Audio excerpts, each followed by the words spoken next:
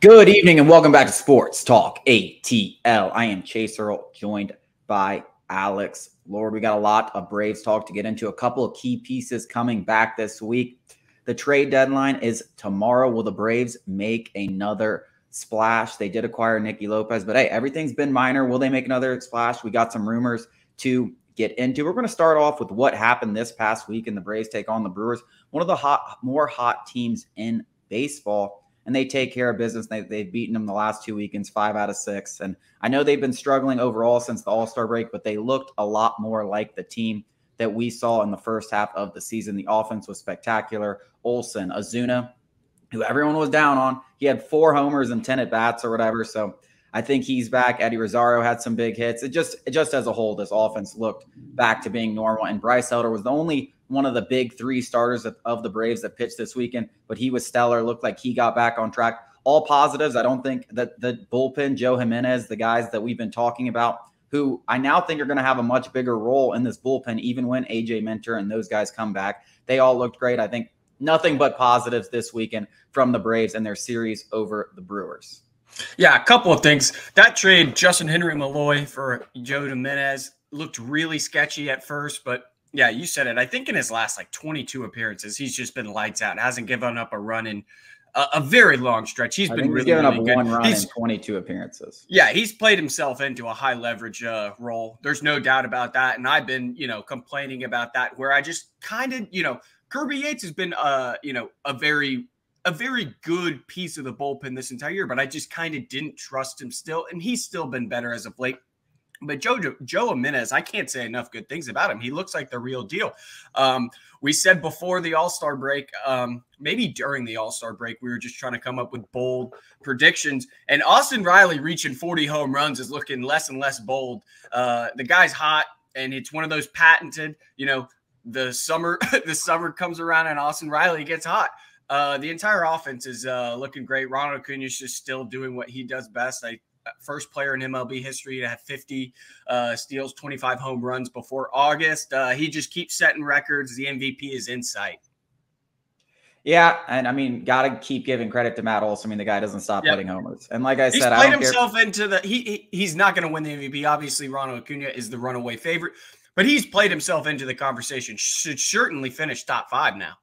Yeah, he definitely could easily fit. I mean, there's a lot of good candidates. Obviously, Freddie out west is really the only guy that could catch up to Ronald. Corbin Carroll's having a great year. Really, the only thing that's held Matt Olson back in terms of WAR and stuff has been his defense, which hasn't been as good as it usually has been, like what it was with the Athletics. But like I said, I don't give a crap about his defense. I don't give a crap about his strikeouts or his batting average. If he hits 50 homers in the middle of this Braves lineup, that's what the Braves got him for. And you can just tell, I mean, they're just game-changing hits. I mean, he hit the game winner yesterday, and that was his second homer of the game. Austin Riley's coming around. Marcell Ozuna looked like he's going to hit 30-plus homers. Eddie Rosario is going to hit 20-plus homers. Michael Harris, he hasn't had the power like we all hoped, but he's still hitting well. This whole lineup as a whole is starting to hit well. And that really was the difference when you talked about the Braves going through a little bit of a cold stretch. The offense just wasn't hitting as well as they have been. And this offense can carry this team. It doesn't matter what the pitching staff is doing because it's that good.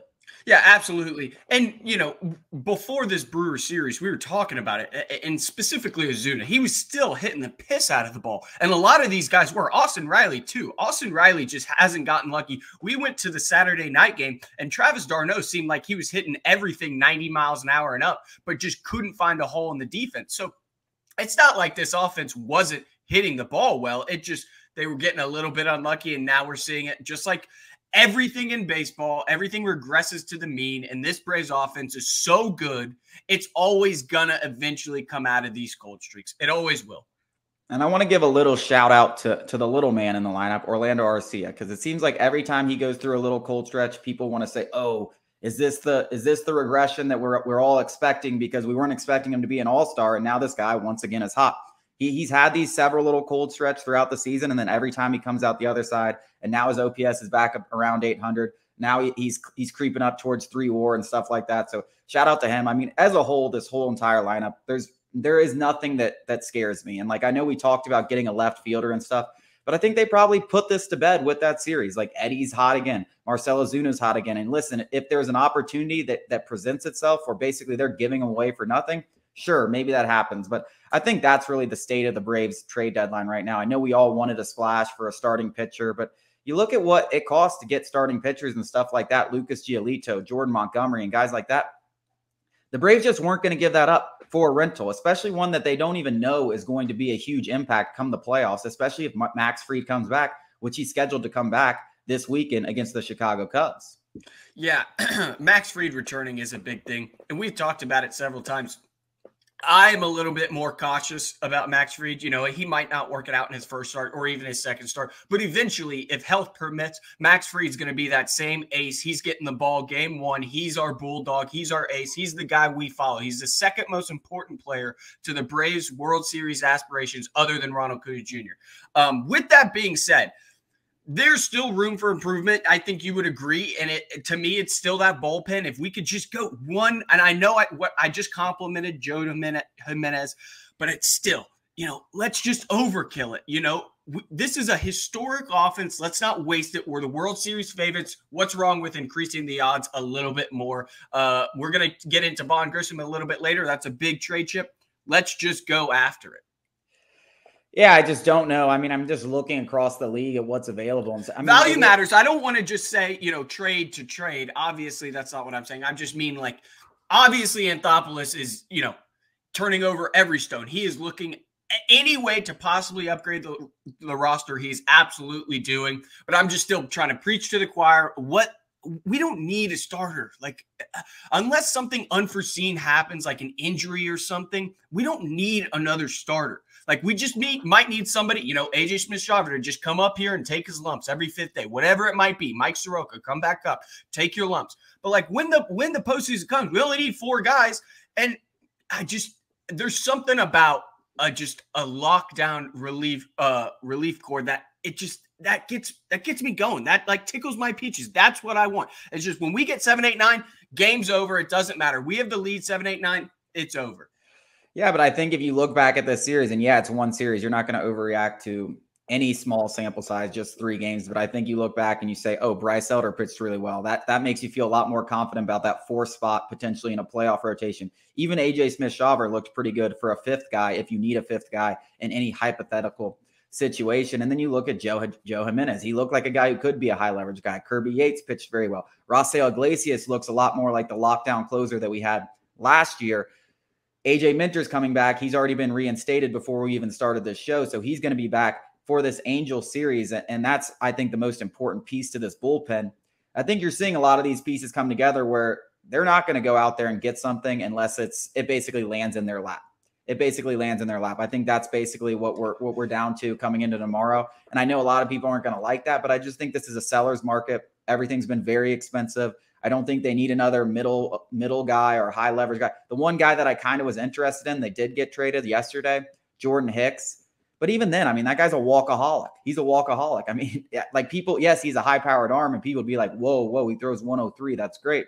His numbers aren't that good because he walks everybody, and he'd be very frustrating to watch if he was on the Braves. Yeah, and I hear all those things, and they're all valid. I'm not arguing that. I just hate the idea. Again, I don't want to say Alex Anthopoulos is sitting on his hands. I don't want to be that Braves fan because I've seen plenty of Braves fans talk about how, Alex Anthopoulos is sitting on his hands. This guy is probably working 18-hour days. The guy doesn't sleep. The guy hasn't slept for 14 days straight, I'm sure. With that being said, complacency with a historic offense like this, it's going to keep me up at night because you just don't know what piece could push you over the top. And obviously, again, going back, AA is not going to leave any stone unturned. He's going to inquire about anybody and everybody who can improve the roster. One more high-powered bullpen arm does it for me. Cherry on top. Yeah. I mean, listen, I'm right there with you. I'm just saying, you look across the league, the guys that have been dealt, there hasn't been one. There hasn't been one closer dealt this entire deadline.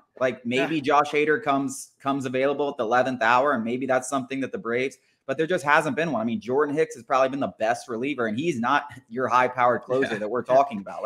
The Braves have a better closer right now in their bullpen. So if something comes available at the 11th hour, which a lot of things do, these next 2 days are going to be very active, but I just haven't seen anything that I'm like, dang, I really wish the Braves had done that, at least to this point. And then you look at the other contenders. But coming up after the break, we're going to talk this trade deadline, some of the rumors, and more coming up after the break.